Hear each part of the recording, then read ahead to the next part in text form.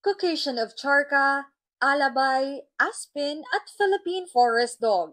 Ilan lamang yan sa mga breed ng asong matatagpuan mo sa Supero Dog Farm sa Amadeo, Cavite. Ang ilan sa mga aso dito umaabot sa laking 36 inches at sa bigat na 85 kilos. Kwento ng owner na si Melvin Cahigal, nakatuwaan niya lang noong una ang pagbili at pag-aalaga ng aso. Nagsimula siya as a hobby, parang pambantay ko lang sa bahay. Kasi yung asawa ko, lagi akong wala, then yung asawa ko lang ang naiiwan sa bahay. So bumili ako ng isang aso, isa siyang Doberman. Ngayon, isinasaalang-alang na rin ni Melvin ang pagbibigay ng fulfillment para sa mga aso. Hindi rin naman daw kasi madali ang mag-maintain ng isang dog farm. Dahil bukod sa aspetong pinansyal, syempre kailangan din daw talagang paglaanan ng oras ang mga naglalakihang fur babies na to. Imagine sa isang araw, 49 kilos ng hilaw na karne ang pinapakain namin sa isang araw. Syempre ang aso hindi pwede lagi nakakulong. Hindi sila pwedeng nasa isang lugar lang, kailangan sila ay naglalakad, sila ay tumatakbo, ganyan. Noong 2016, hindi na niya ito ipinagdamot sa mga kapwa niyang dog lover. Para sa mga gustong bumisita sa Supero Dog Farm, mabala lang ni Melvin na huwag tingnan sa mata ang mga aso at magdala ng ekstrang damit. Para naman sa mga gustong maging pet owners dyan, ang payo ni Melvin sa kanila? Ang aso kasi hindi dapat tinitipid. I think, yung breeding per se is not considered as a business. You consider it as a hobby. And then, maghanap ka sa peripherals nun. Sabi nga nila, a dog is a man's best friend. Kaya tulad ni Melvin, patuloy lang na ipakita ang malasakit at pagmamahal kahit tao o aso pa man yan. Mobile Journal, Amy Atienza po, hatid ang muka ng balita. Pag-usapan pa natin ang Supero Dog Farm sa Cavite kasama si Mobile Journal Amy Atienza.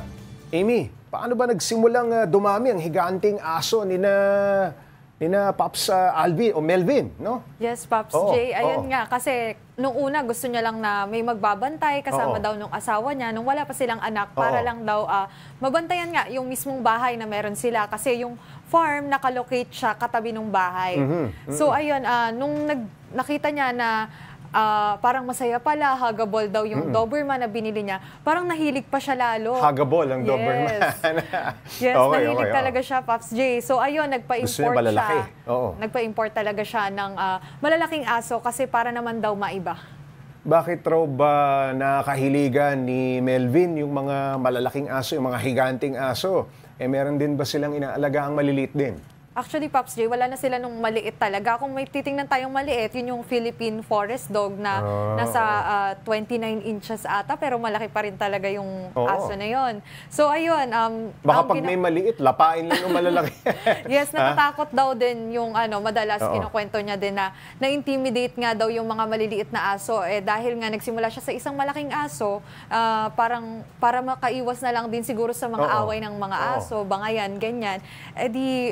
Pinagpatuloy niya yung pagbibili ng malalaking aso. Amy, para may idea lang yung ating mga viewers, magkano bili ni Melvin dun sa mga higanting aso na yan? Ay naku, Pops J, mahal. Yung isa, yung pinakamura daw na nabili niya, 120,000. Wow. Tapos meron siya yung Alabay na dog breed.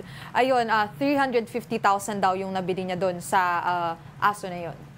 Pero bukod dyan, talagang ang pag-aalaga ng aso ay responsibilidad, yung ginagastos ni Melvin kada buwan sa dog food, magkano umaabot?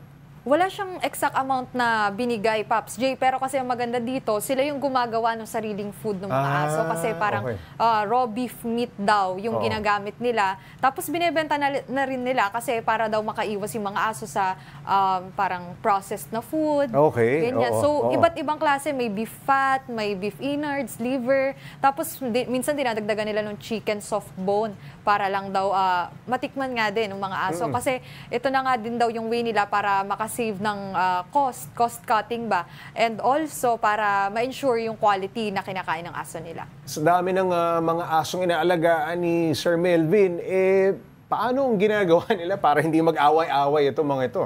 Meron siyang mga dog keepers na kasama Oo. kasi ang important daw sa kanila on a daily basis, Oo. syempre mapakain, tapos bukod doon, maigala daw yung, maikot yung mga aso dun sa parang small area nila. So para daw mabuo yung disiplina ng mga aso doon. Kaya ayun, pag may nag-aaway, madalas kasi natatakot daw yung mga forest dog dun sa mas malalaking siguro aso. naman. Siyempre, so ayun. Ibang klase itong mahuli. So ayun, Pops J, may mga dog keepers siyang katulong doon Oo. na talagang iniiwas. Na hindi pa naman nakakagat. Yes, hindi pa naman daw, Pops J. Pero Oo. kailangan laging may leash yung mga aso nila. Doon sa report mo, sabi ni Sir Melvin, kung may bibisita, huwag titingnan sa mata yung mga aso. Bakit daw? Pops J, kasi ang tendency daw nitong mga aso na to nagwawala talaga at malakas daw yung tahol. Dahil nga sa board resolution na lang din daw nung sa barangay Oo. nila, kailangan daw medyo ilimit yung mga ganon na ingay ng mga aso. At sa eye contact, yun ang nagtitrigger ng Yes, yun daw pagkagalit yung ng mga aso. triggering. Yes, and also Pops J, dinagdag din niya, magdala daw na extra shirt kasi medyo baka daw mabasa ng laway kapag daw pumunta ka doon kasi nga malambing naman daw yung mga aso pero yun nga kailangan lang din ng doble ingat. Sa mga gustong bumisita sa Supero Dog Farm, ano ang kinakailangan gawin ng ating mga viewers? Ang sistema nila Pops J, Oo. 5 person per visit lang per time nililimitahan. slot. Oo. Per time slot.